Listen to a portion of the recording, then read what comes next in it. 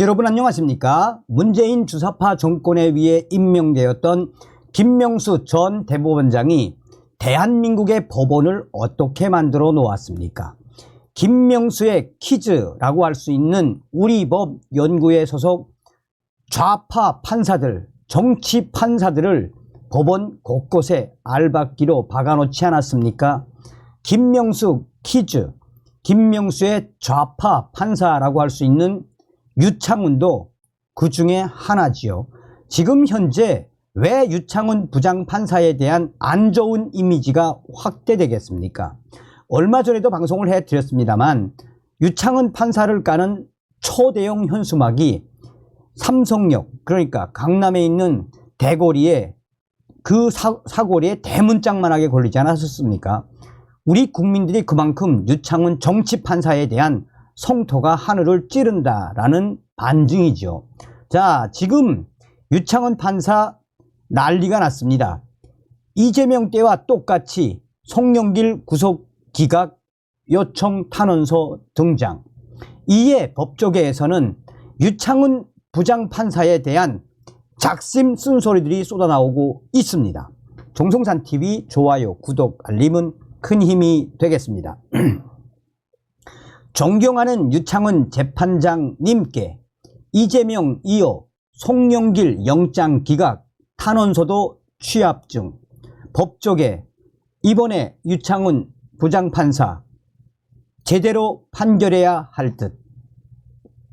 더불어민주당 전당대회 돈봉투 의혹으로 구속영장이 청구돼 18일 서울중앙지법에서 영장실질심사 구속 전 피의자 신문 예정돼 있는 송영길 전 더불어민주당 대표와 관련 구속영장 발부 여부를 결정할 유창훈 서울중앙지법 영장 전담 부장판사에게 기각을 요청하는 탄원서가 온라인에 등장해 참여를 호소하고 있습니다.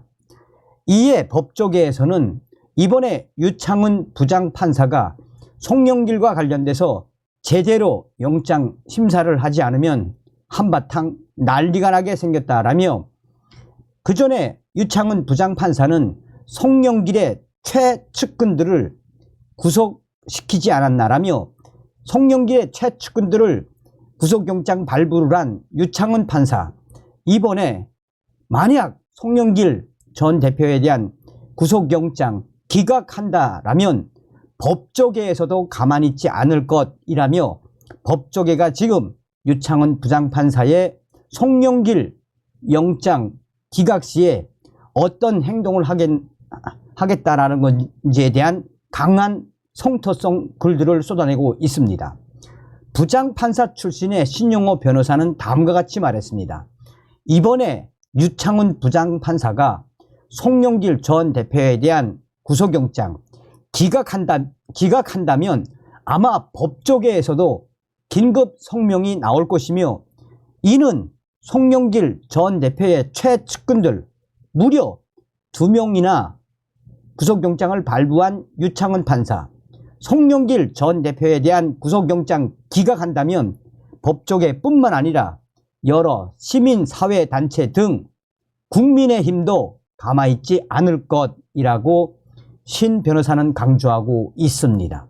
그만큼 유창훈 부장판사가 지금 한바탕 난리가 났다라는 소식입니다.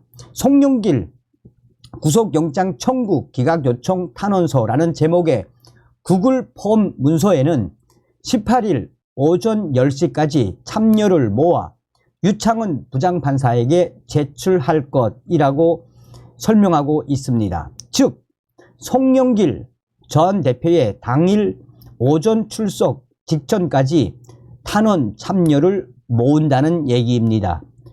존경하는 유창훈 재판장님께 라며 편지 형식으로 시작하는 탄원서에서는 검찰에 과도한 구속수사 남발로 무죄 추정의 원칙이 훼손되고 검찰의 구속수사가 유죄 추정의 수단으로 변질돼 가고 있다고 보여진다라며 그 결과 피의자의 방어권이 보장될 수 없으며 헌법 정신에 내재된 민주주의의 가치와 인권 수호의 의미가 퇴색된 채 국민의 기본권과 헌법 정신은 갈수록 취약해지고 있다라며 구속수사가 정치인을 탄압하기 위한 목적의 수단으로 남용돼서는 안 된다라고 했습니다.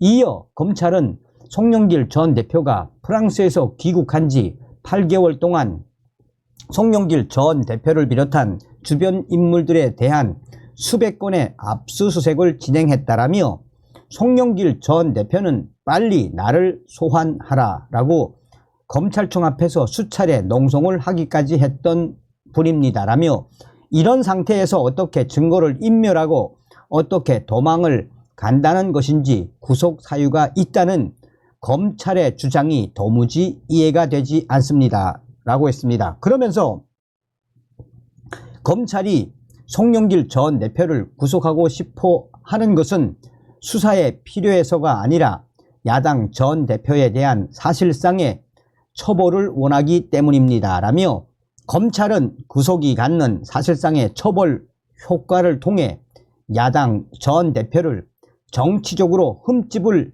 내는 것이 목표라고 주장.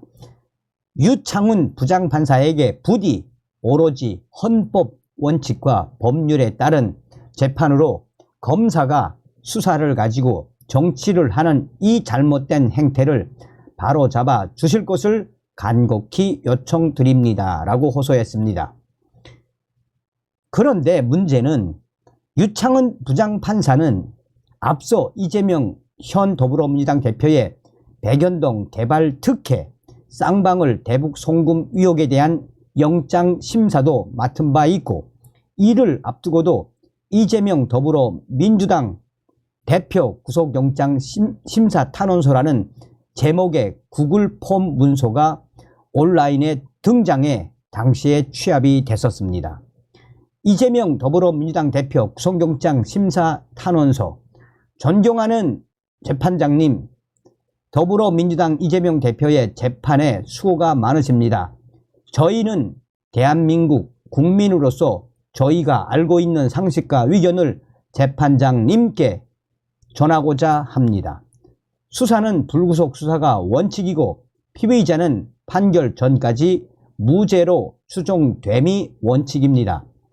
구속 수사를 위해서 하는 것인지 처벌을 위해서 하는 것이 아닌 것으로 압니다. 검찰은 수사가 다 되었다고 하니 이재명 대표 수사를 방해할 수는 없는 것입니다. 존경하는 재판장님, 부디 오로지 헌법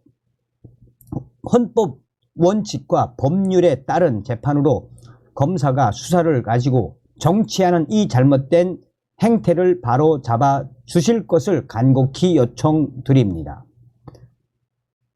이어 이재명 대표에게 청구된 구속영장은 탄원서에서 요구한 대로 기각이 됐습니다. 올해 9월 26일 영장 심사가 시작, 다음 날인 27일 오전 2시를 넘겨 이재명의 영장 기각 결정이 나왔습니다. 당시 유창훈 부장판사는 피의자의 방어권 보장 필요성 정도와 증거 인멸 염려의 정도 등을 종합하면 피의자에 대해 불구속 수사의 원칙을 배제할 정도로 구속의 사유와 필요성이 있다고 보기는 어렵다라고 영장 기각 사유를 밝혔습니다. 이달 13일 서울중앙지검 반부패 수사 2부는 정당법, 정치자금법 위반, 특정 범죄, 가중처벌법상 뇌물 혐의로 송영길 전 대표에 대해 구속영장을 청구했습니다. 검찰은 송영길 전 대표가 2021년 5월 더불어민주당 당대표로 선출되는 과정에서 자기 경선 캠프 소속 인사들이 현역 더불어민주당 국회의원 20여 명과 지역 상황실장, 지역 본부장 등에게 총 9,400만 원을 살포하는 데 관여한 것으로 보고 있습니다. 아울러 외곽 후원 조직인 평화와 먹고 사는 문제연구소를 통해 불법 정치자금 7억 6,300만 원을 받은 혐의도 적용이 됐습니다. 자, 법조계에서 강조한 것처럼 유창훈 부장판사 송영길 기각만 하면 이제 난리가 이제 아마 뒤집어지겠죠. 다음 시간에 뵙겠습니다. 멸공.